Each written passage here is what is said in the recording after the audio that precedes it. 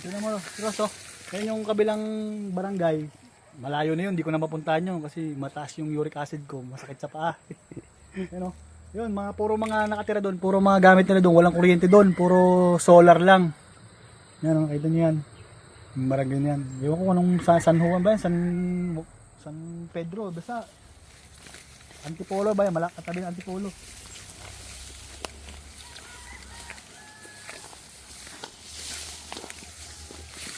Yan guys, oh. Ito, linisin natin yung mga saging ko at saka yung mga nyug ko na tumubo na ngayon.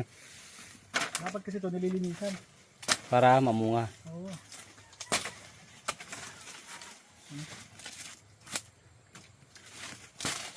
Maganda yung ano niya.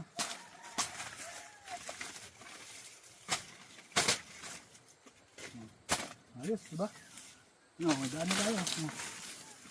Tara guys.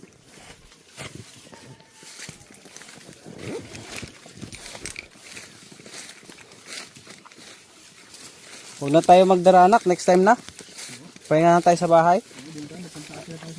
Oh, may ano doon, videoke. Anong gusto mong merienda? Ang gusto yung lugar ng mga mahugani para pag tumagal, may mahugani tayong maani. Yun guys, welcome to my vlog. Oh, ito, dito na naman tayo ngayon, no. Sa ilog. Ilog tayo. Tapos bumili nga pala ako ng itak kanina doon sa may dinaan namin, galing daw to ng Bicol dinala dito, galing ng tabako sa Bicol yan. Ganda, oh, magamit namin ngayon, oh. Talas pati. Guys, oh, ganda. Ayun guys, oh, abangan nyo yung sunod naming video. Doon may marami daw ditong gold, eh.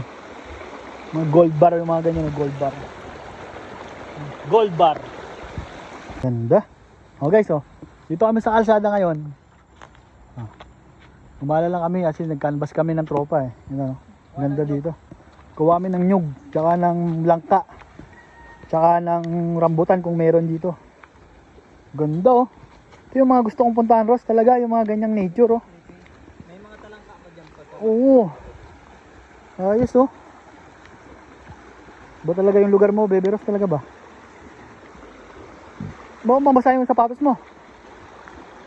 Dapat may tsinelas ako doon. Kunin mo na kaya. Pwede. Oh. Oh. Nasa likod, kunin mo na. Dito kami ngayon, oh.